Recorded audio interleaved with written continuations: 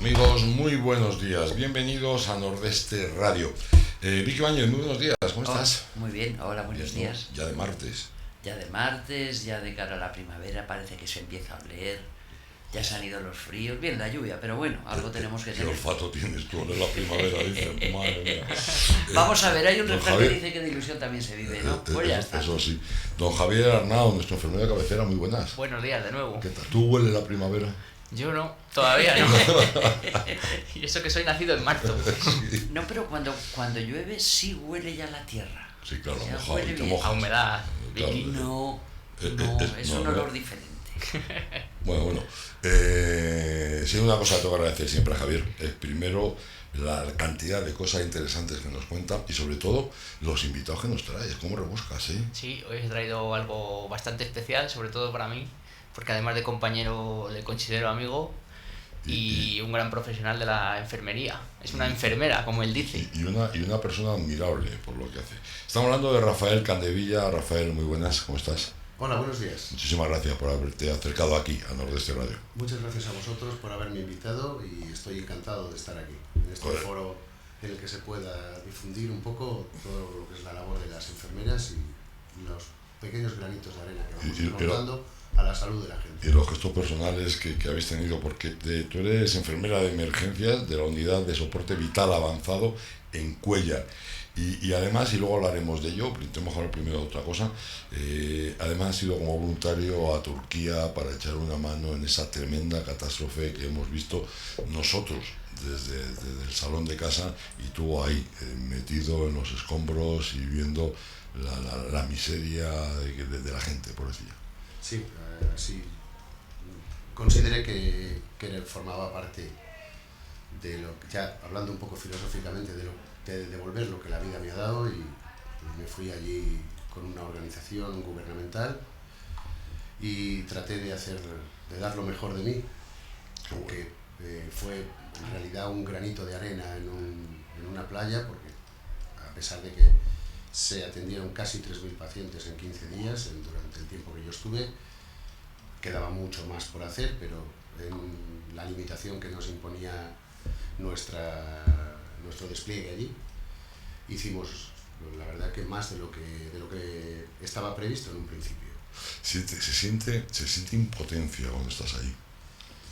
En realidad mucha, pero es verdad que los que venimos del área de emergencias aprendes que uno de los axiomas que hay es que lo que no puedes controlar de ninguna manera es aquello a lo que te estás enfrentando. El caos, el desastre, todo aquel entorno en el que vas a trabajar. Pero lo que sí que puedes controlar, que es para lo que nos entrenamos día a día y para lo que vamos aprendiendo en esta profesión, es la respuesta que tú des a ello. Entonces, una respuesta organizada y una respuesta profesional lo que hace es ser mucho más eficaz para poder intervenir y paliar todas las necesidades que tenga la población afectada por el tipo de desastre que sea. Oye, en una tragedia como la que hemos vivido, como la que han vivido en Turquía, yo creo que la desorganización debe ser absoluta. Y claro, organizar todo aquello debe ser fundamental para que realmente esa ayuda sea positiva, sea la que tiene que ser. ¿Cómo se organiza eso? De acuerdo. Ahí hay dos vías de organización. La entidad con la que yo fui es el equipo de primera intervención en emergencias sanitarias, que está organizado por la Agencia Española de Cooperación Internacional y depende del Ministerio de Asuntos Exteriores. Entonces, al ser una organización gubernamental, es una organización que cumple todos los ítems y todos los requisitos que exige la Organización de Naciones Unidas, la ONU, para este tipo de equipos de intervención que se llaman EMT. Nosotros tenemos el nivel 2 porque dentro de nuestro despliegue se incluye la organización, la implementación sobre el terreno de un hospital completo. De un hospital completo significa con todos los servicios. Qué bueno. Entre ellos, servicio de radiodiagnóstico, servicio de laboratorio, un quirófano en el que se pueden hacer múltiples operaciones, tanto mayores como menores. Está planificado para hacer entre 5 y 7 operaciones mayores diarias y hasta 15 operaciones menores.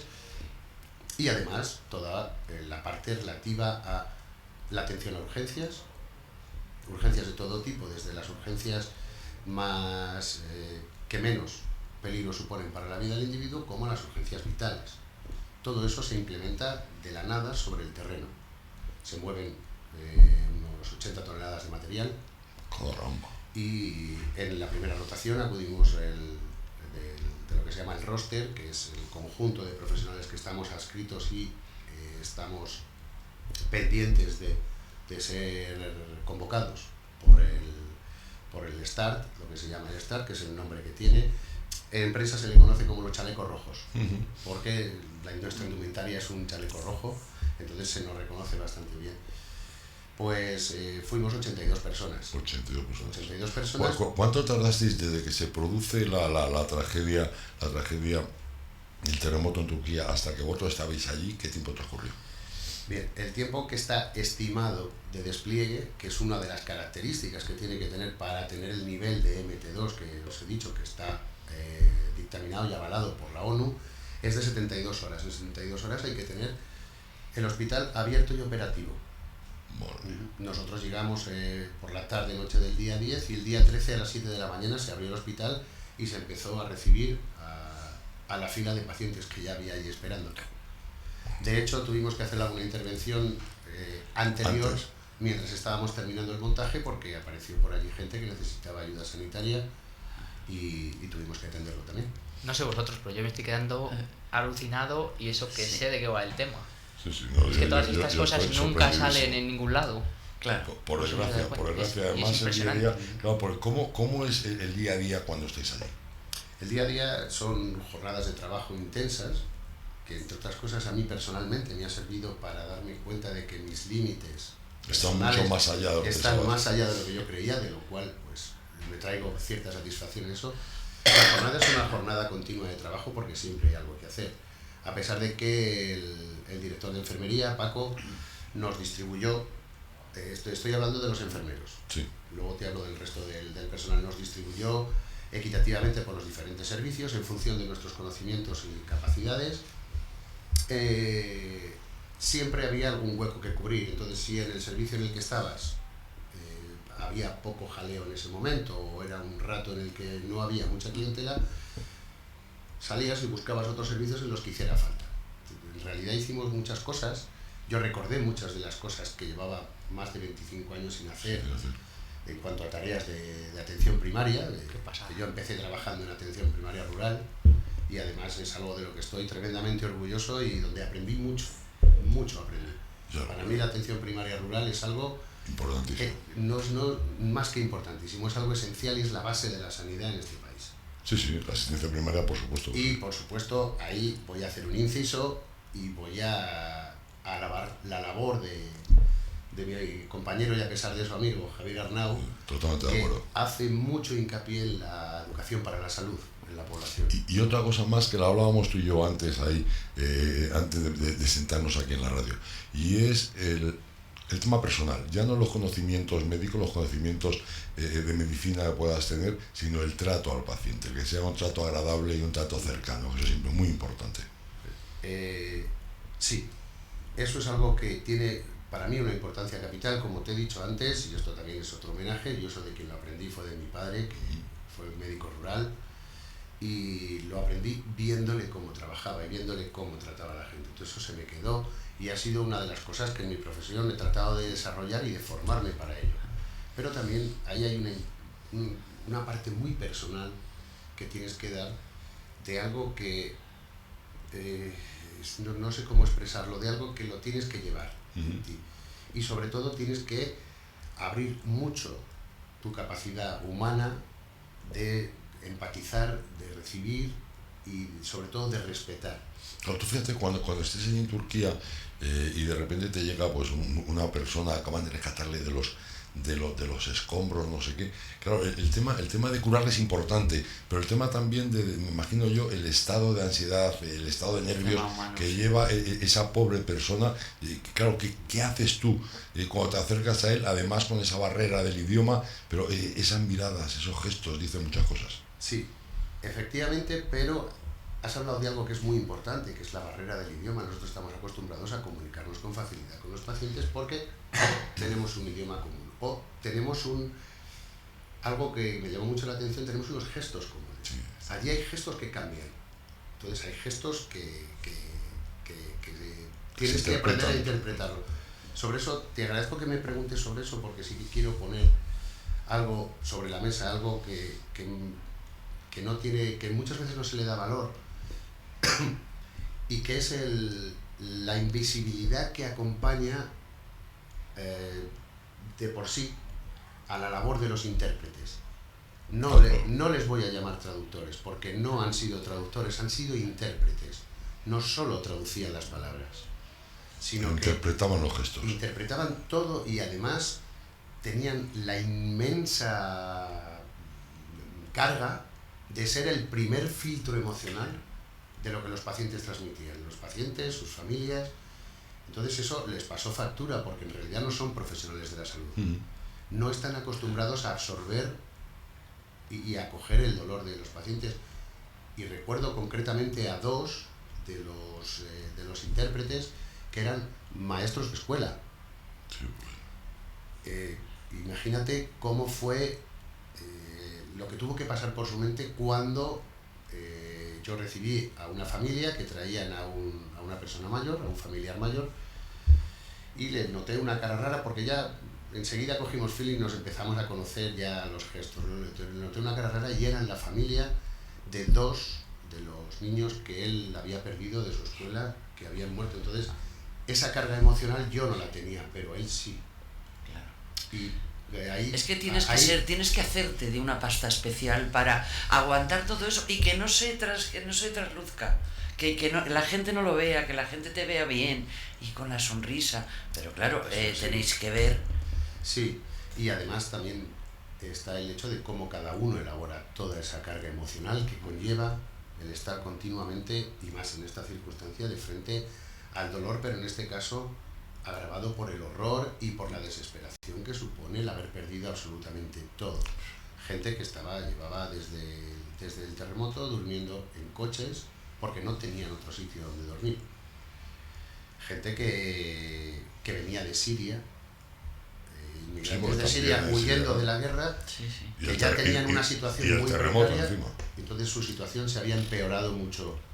Bueno, eso, la parte positiva fue que el nacimiento de la primera niña que nació allí, que nosotros la pusimos cariñosamente el nombre de Valentina, porque nació el día de San Valentín, ahí por la noche, aunque su nombre no he conseguido pronunciarlo nunca, su nombre real. Me imagino. De una pareja que habían venido de Siria huyendo de la guerra, porque además huyendo no solo de la guerra, sino de que les hubieran intentado matar. Y entonces a toda esa desesperación se unía esta, y el hecho de que naciera Valentina fue un momento de luz, un momento de luz. Entre otras cosas porque muy cerca de donde nació Valentina, por el espacio que teníamos, ella vino y había otra persona marchándose. Entonces, eso fue otra de las cosas, por ejemplo, que dos de los intérpretes que estaban allí, luego después lo comentamos, que les había llamado más el hecho de ver cómo se apaga una vida, pero a la vez se enciende otra. Eso es algo que eso te lo llevas, no está escrito en ningún libro, eso te lo llevas en el alma. Rafa, cuando os venís, estáis allí 2 semanas, de 15 días allí trabajando, y de repente dicen, tenemos que volver a España. Tú dices, yo me quedo aquí, todavía hace falta mi ayuda. Sí, de reconocer que creo que igual que casi todo el mundo lo pensamos, y lo que pasa es que teníamos que ofrecer el relevo a los que venían, porque hay más gente que tiene el deseo de ayudar también, y entonces egoístamente lógicamente no debíamos seguir allí, pero yo creo que todos pensamos en habernos quedado. ¿Qué situación hay ahora mismo en Turquía? Ahora mismo en Turquía, según las últimas noticias que tengo, está empezando a rehacerse de un modo somero, y como pueden, el sistema sanitario, el sistema de primera atención sanitaria. Entonces eso implicará que cambiará la situación, porque desde la segunda réplica que hubo del terremoto fuimos el único hospital abierto en 30 kilómetros a la redonda. No había más hospitales, pues los demás habían acabado de caerse toda su estructura, lamentablemente con parte del personal dentro, y entonces fuimos el único hospital que había de referencia. ahora parece ser que están empezando a implementar estructuras fuera de los hospitales para aprovechar lo que pueden de los hospitales para poder empezar a dar una atención sanitaria a sus propios conciudadanos. Pero no sé en qué estado está de avance. La asistencia o la ayuda internacional se vuelca en casos como estos. Tú ves que todos los países apoyan, van... es importante esa. Eso. El proceso es el siguiente. La acción humanitaria se pone en marcha cuando lo solicita el país que tiene el desastre y desde ONU, en este caso desde ONU o bien desde la Protección Civil Europea, se da la luz verde para que se pueda, porque una de las características que tiene nuestro equipo es que no puede ir a una zona en la que no nos puedan garantizar la seguridad. Claro, es decir, no vamos a zonas de conflicto, ni vamos a zonas objetivamente inseguras. Claro, es que tú fíjate, por ejemplo, estamos hablando de Turquía y estamos hablando de Siria. Claro, en Siria el gran problema que tenía es que la ayuda humanitaria no podía llegar porque no había un pasillo que se pudiera garantizar la seguridad de la gente que iba a ayudar. Eso es uno de los problemas que tiene la acción humanitaria, que necesita una cobertura de seguridad para que se pueda desarrollar todo su potencial sin tener que estar replegados con cuidado esperando alguna agresión. Vale. Nunca es seguro todo al 100%, evidentemente lo menos seguro que hay en esta vida es vivir. Pero acaba siempre la muerte. Necesitas un entorno en el que no solo te sientas seguro, sino además tengas una garantía de protección, te sientas protegido. Porque además puedas trabajar como Dios manda, porque tú estás trabajando y estás pendiente del peligro de no sé qué, de no sé cuánto, no puedes atender a los pacientes como debes. Tuvimos un momento complicado en cuanto a la seguridad, que fue cuando la réplica del día 20, hubo una réplica del terremoto que nos cogió allí trabajando y entonces ahí se generó lo que se llamó un incidente de múltiples víctimas, porque después de ese terremoto, poco después empezaron a llegar una avalancha de pacientes. Entonces tuvimos que cambiar la organización, tuvimos que hacer un ajuste del personal, por supuesto todo el personal, incluso el que estaba descansando, se incorporó a sus puestos y tuvimos que hacer un ajuste de la respuesta que no para una situación sobrevenida en la que había posibilidad de que pasara, pero no estaba previsto ni entrenado ese desarrollo de la respuesta.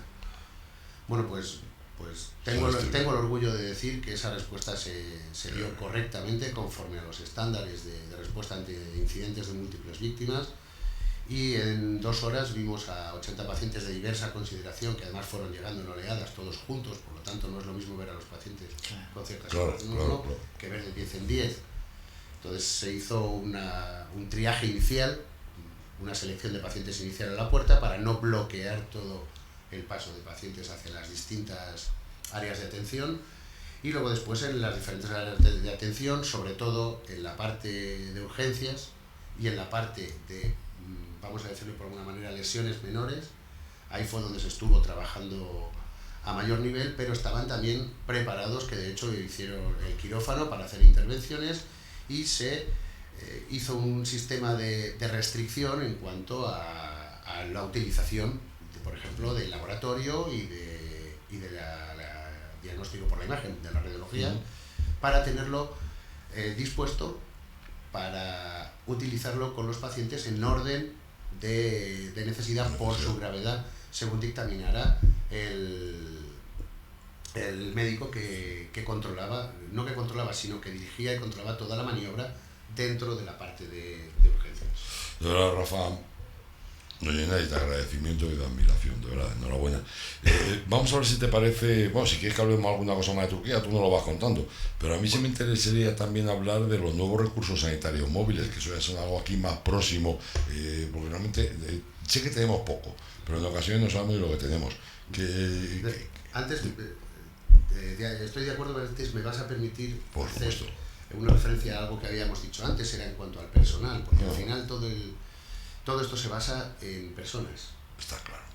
Se basa en personas. Y dentro aparte de la parte personal, en cuanto a la parte técnica, sí quiero hacer hincapié, igual que lo he hecho, la mención con toda mi admiración hacia los intérpretes por la labor, porque fueron todos voluntarios, exactamente igual que nosotros, eran gente de allí que no sabían qué hacer, se vinieron, algunos de ellos sí eran intérpretes profesionales, de hecho una de las intérpretes era una intérprete habitual del presidente de Turquía, pero el resto de los intérpretes, como te digo, 2 de ellos eran maestros de escuela y uno de ellos nos encontramos a Carlos, que era de Valladolid, pero vivía en Estambul. Ajá, qué bien. Era un tipo enormemente simpático.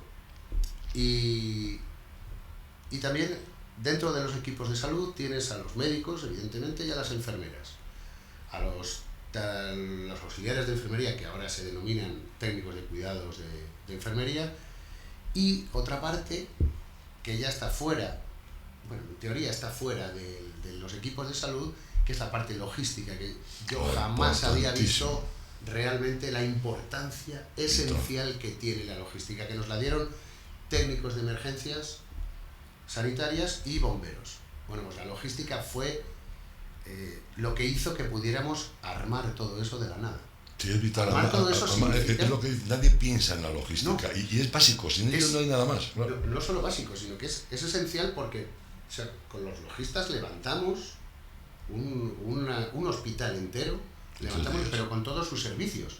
Eso incluye agua, luz, incluye baños, incluye duchas, incluye, por supuesto, todo el mantenimiento que supone que en los primeros días, como la instalación inicial era precaria porque había prisa y luego se fue completando la instalación, pues claro, saltaron las luces de la mitad de las tiendas porque alguien enchufó un secador.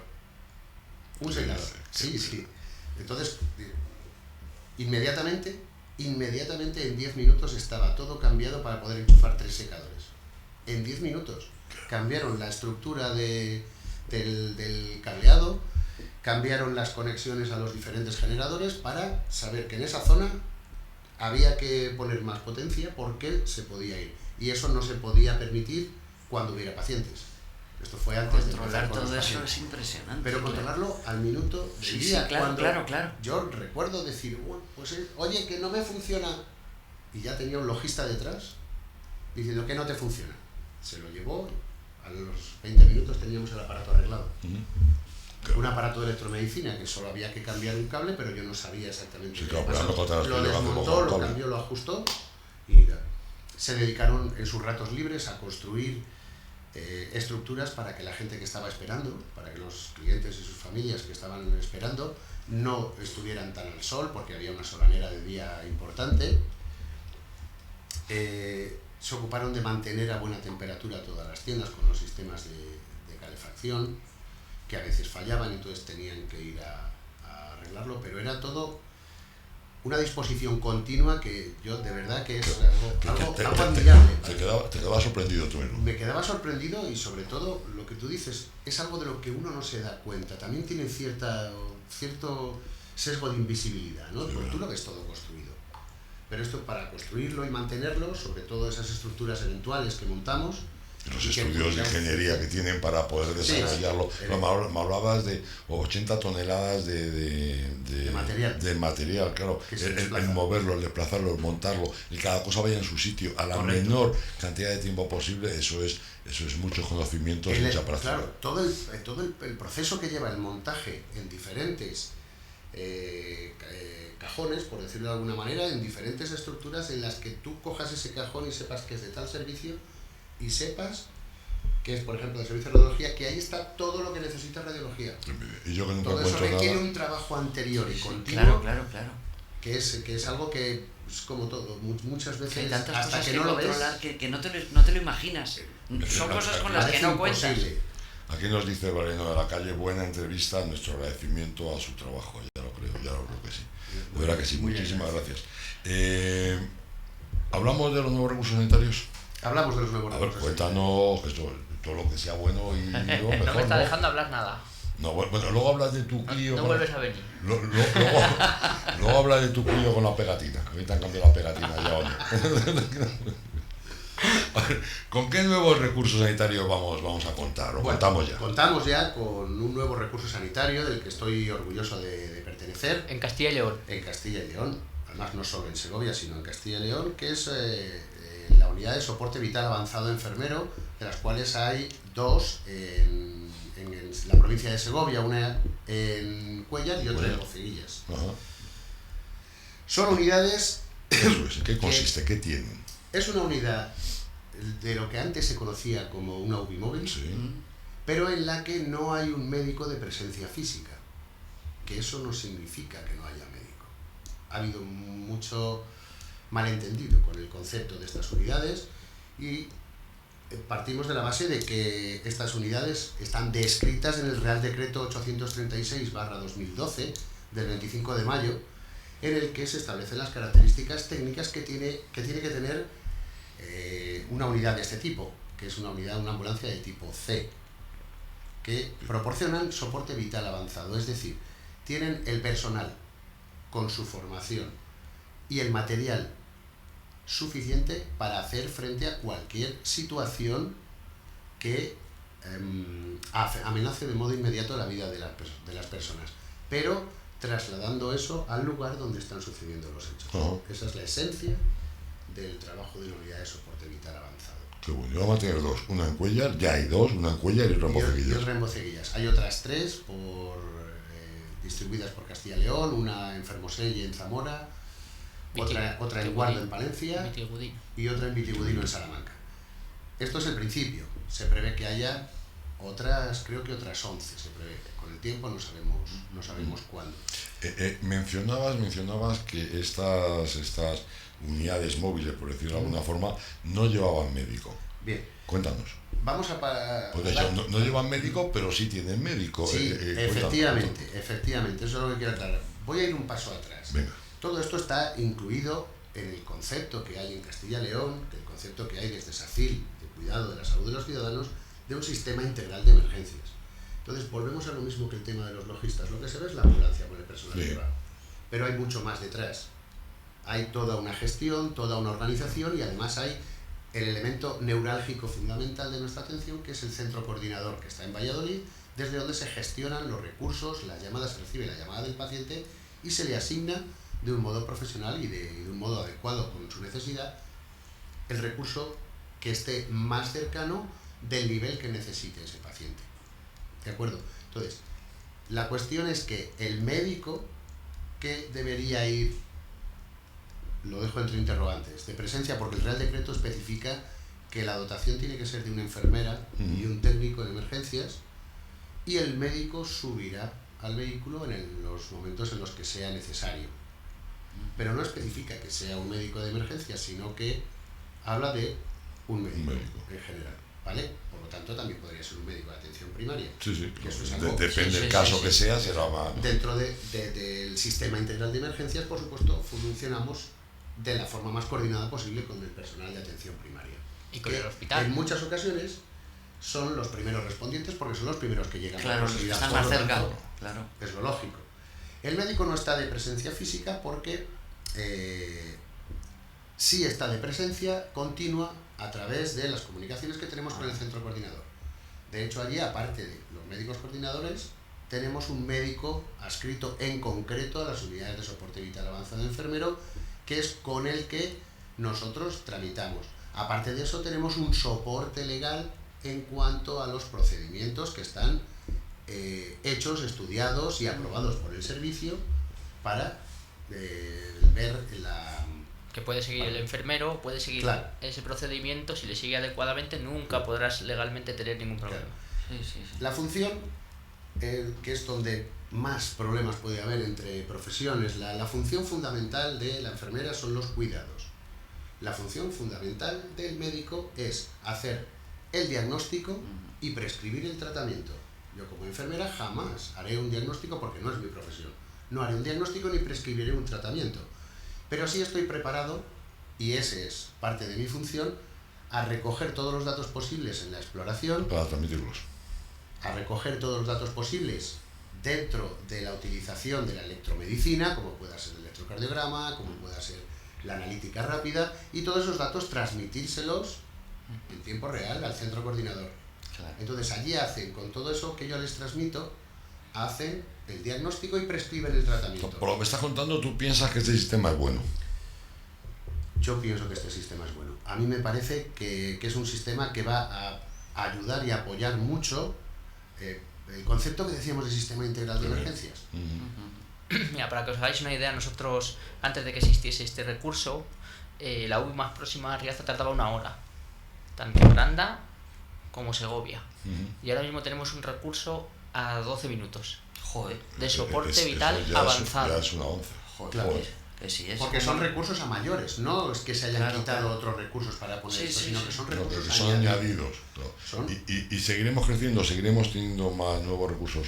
Está previsto. Creo que sí, eso es lo que está previsto. Ya no te puedo responder más porque eso ya corresponde ya, a otros ya. estratos en los que yo no tengo la información porque tampoco es algo que tenga que tener, pero en principio sí está previsto. Rafael, podríamos seguir hablando mucho más tiempo, lo estamos pasando muy bien, estamos aprendiendo mucho y además esta buena noticia, pues no siempre se pueden dar buenas noticias y es muy Tenemos agradable. una excusa, como él ha hablado poco, tiene que venir Es más. verdad, tiene que venir más. Porque ahora tenemos que hablar, te quieren hablar, te digo. Tenemos que hablar de un tema muy importante ahora también, que es de la jornada del Cordero. Bueno, Aquí en Riaza, o sea que eso es importante. Eso es más importante que lo nuestro. Eso forma también parte de la educación para la salud. Hombre, Es parte, sí, yo creo que un buen cordero es salud, claro, es salud. Rafael Caldevilla, ha sido un placer, todo mi agradecimiento y espero verte por aquí otra vez. bueno, has visto que Anda. personas te traigo, ¿no? Sí. Espero que me volváis a invitar a venir y Cuando está quieras. agradecido soy yo por darme la posibilidad de contar pues parte de mis experiencias y sobre todo de hablar de mi profesión que Javi que me te entiende encanta. perfectamente que es algo que nos apasiona. Además es algo, y realmente es envidiable, porque a Javier le pasa lo mismo, es que amáis vuestra profesión. Sí. Y eso creo que es algo absolutamente importante. Javier, ¿qué te voy a decir? Que guapo está calladito, porque ¿qué te has dicho? Esto ha sido un monólogo, si lo ponía, ay, que... De todas formas, Bueno. nos pasamos la vida oyendo titulares, leyendo titulares. El fondo de la noticia es lo que nunca se da. Sí, Es que es una pena. Es una pena. Yo muchas veces veo la televisión y antes me pasaba con algunos programas de radio, ahora me pasa casi siempre con la televisión, que parece que la estás viendo, pero no la estás escuchando, porque no te están diciendo nada. Y eso es una pena, es algo que se está perdiendo, que está ahí. Es importante que los protagonistas sean los que contéis las cosas, porque realmente Claro. no sabes. Respecto a eso, un pequeño inciso en el viaje de vuelta de Turquía. Cuando íbamos en el autobús, tuve la casualidad y la suerte de sentarme al lado de una colega vuestra, María Gámez, que es periodista de Radio 1 de televisión, Sí. que me pidió que si no me importaba contarle, y tengo que agradecerle que me diera la oportunidad de contarle en ese momento, porque como tú muy bien has dicho, fue un monólogo. Me permitió hablar y sacar todo lo que yo en ese momento necesitaba, que lo tenía todavía plenamente efervescente, Claro. y me permitió hacerlo de una forma que me supuso un alivio personal importante y la posibilidad de ordenar mis ideas. Y a mí me parece que quiero recordarla porque nos sentamos juntos por casualidad, porque no había Sí, otro sí. sitio libre. Pero me pareció una profesional que me volvió a recordar otra vez la importancia de los profesionales de la radio, porque yo ya tengo una edad y soy de la época en la que se oía mucho la radio. Y sigo oyendo la radio. Afortunadamente. Se sigue oyendo y gracias a Dios lo Nos que acompaña, hemos evolucionado y ha acompaña. cambiado la forma. A lo mejor ya te conectas tú a la radio a la hora que te interesa. Sí, pero Eso como sí. tú muy bien has dicho, yo creo que en la radio se saca mucho más, en realidad, la parte Humana, del pozo de las Sí, cosas. sí. Además, La parte que realmente nos importa a la gente Sí. que nos importan las cosas. Totalmente de acuerdo. Chicos, muchísimas gracias, te veré pronto y a ti te veo todos los días. o sea que nada. Muchas gracias a vosotros. Ha sido un Muchas placer. gracias. Un momentito y volvemos con el cordero, venga. Hemos tenido muy buena acogida.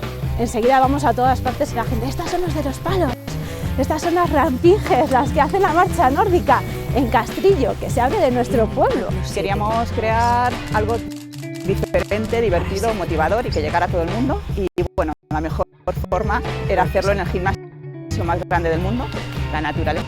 Las 7 abiertas.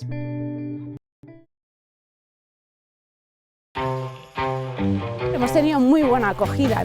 Enseguida vamos a todas partes y la gente, estas son los de los palos, estas son las rampinges, las que hacen la marcha nórdica en Castrillo, que se hable de nuestro pueblo. Queríamos crear algo diferente, divertido, motivador y que llegara a todo el mundo. Y bueno, la mejor forma era hacerlo en el gimnasio más grande del mundo, la naturaleza.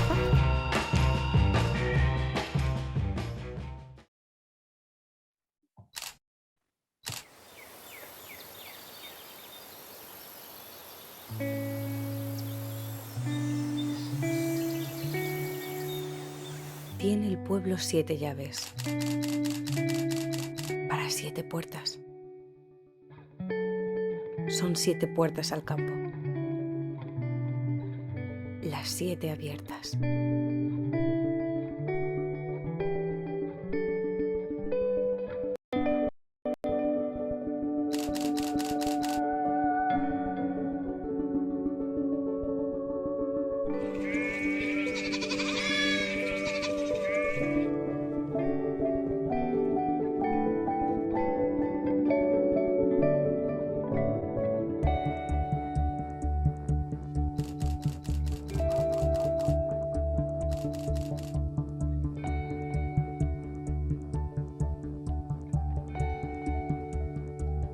Sepúlveda te espera.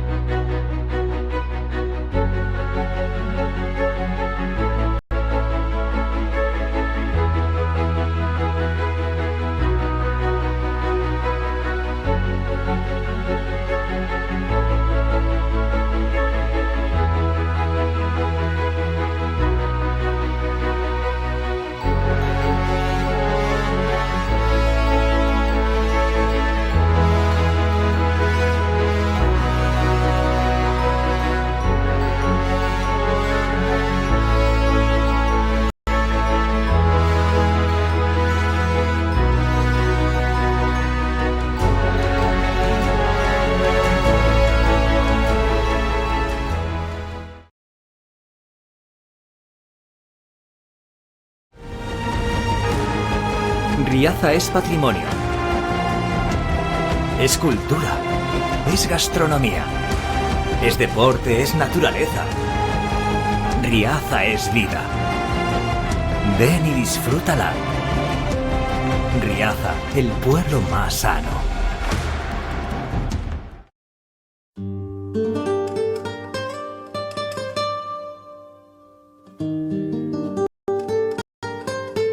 Prefería quedarme en casa haciendo el saneamiento con las vacas o vacunándolas y demás que ir a clase. Ahora mismo pues tengo 40 madres y 25 crías.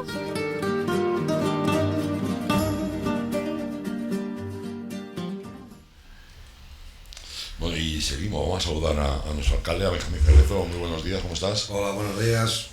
Un fin de semana intenso. Sí, hemos tenido un fin de semana con muchas actividades. No hemos parado, súbete un poquito el micro. Ay, perfecto. No hemos parado. No hemos parado. Bien, lo de la Pinilla ha sorprendido, fue un éxito absoluto de gente de todo, qué bien. De todo, bien.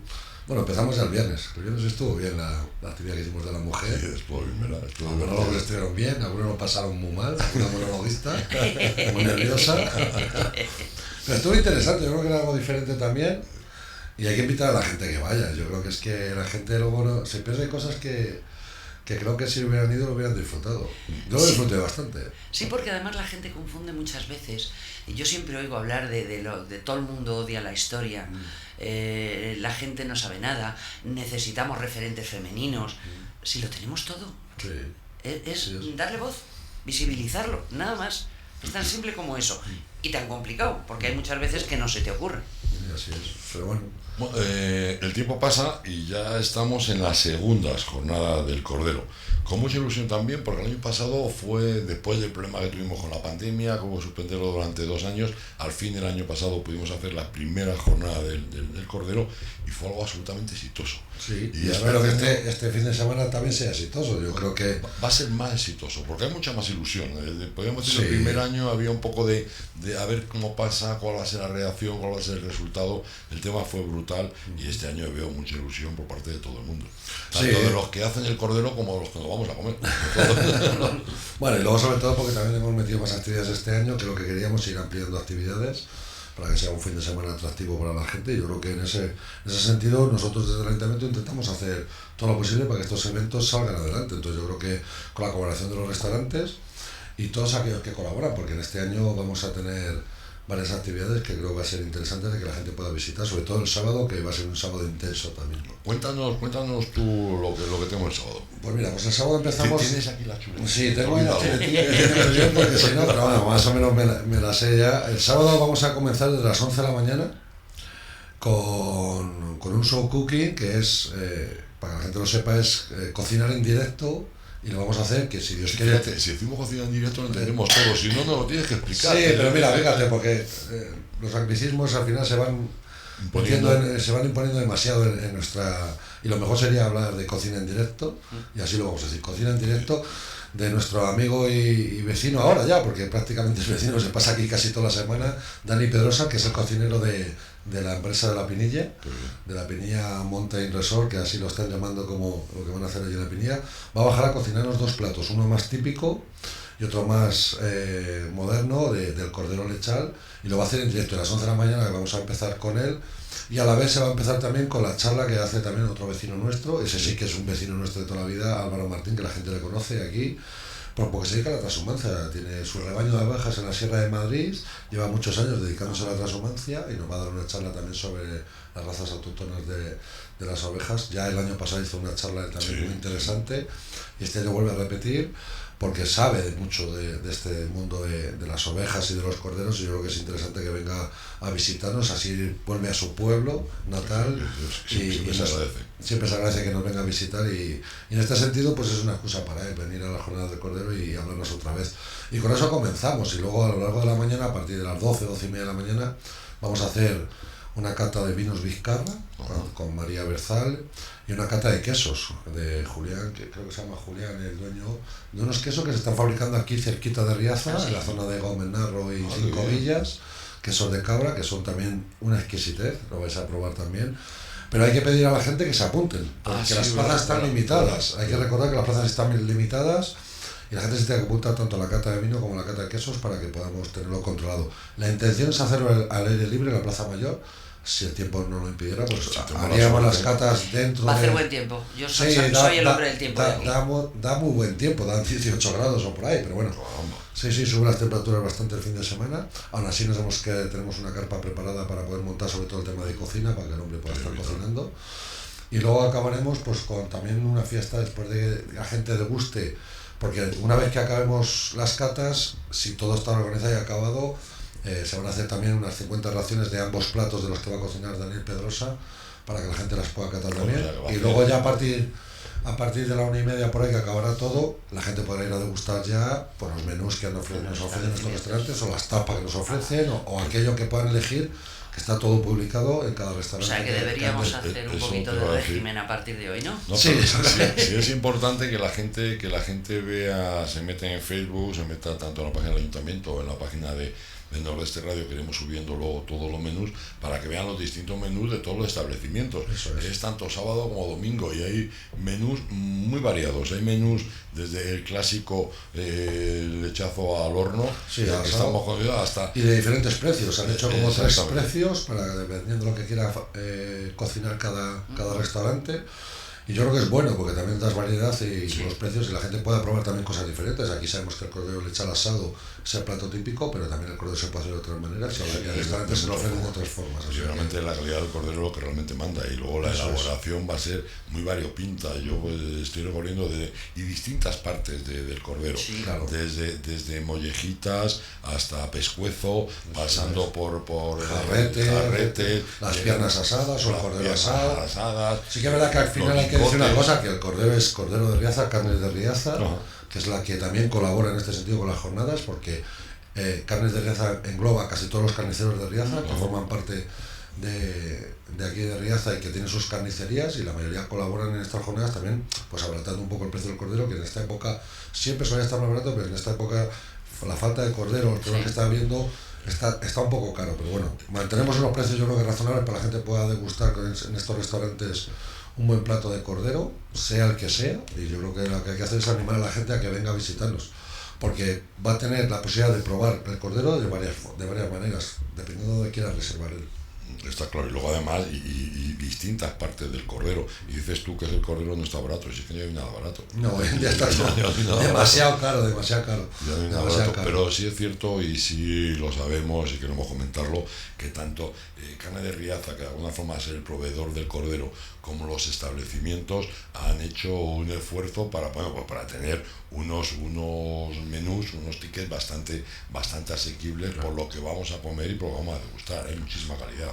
Eso es. Lo que se intenta es dar una calidad, sobre todo fomentar el cordero lechal, que es nuestro plato típico de aquí, del que sale aquí de nuestro matadero municipal, que creo que en ese sentido es garantía de que es un buen cordero, y yo creo que hay que intentar que los productos que tenemos aquí de la tierra se vean, y luego, bueno, lo que os decía del queso o los vinos que son de Vizcarra, pero al final es una empresa riazana también la que está distribuyendo esos vinos. Yo creo que en ese sentido colaborar todos un poco, y vamos a ver si vamos a ir ampliando esto para que en el futuro pues cada vez sean unas jornadas más intensas, y si podamos ampliar a otro fin de semana pues sería todavía mejor. Y hay que buscar también algún fin de semana para descansar. Sí. Bueno, este descansamos poco, porque una vez que la gente acabe de comer, que sepa que como este fin de semana pasado en las instalaciones que se llama Momo de la Pinilla habrá otra vez una nueva fiesta organizada por la Pinilla, o sea que yo creo que la gente puede luego subir a disfrutar ahí un rato, volverse a bajar, hacer noche, porque el domingo luego tenemos un par de actividades más cotidianas y más normalitas, que es por ejemplo una actividad más para los niños por la mañana, que va a ser un taller que nos hace nuestra vecina Sara Fernández, un taller de cuentos y de actividades para hablar de las ovejas también, de la labor, las ovejas y las cabras. Bomberas. La labor que hacen en nuestro medio natural, yo creo que es un taller también curioso. No podía hacerlo el sábado porque está haciéndolo este taller en Madrid, lo está presentando en Madrid el sábado y lo va a hacer aquí el domingo.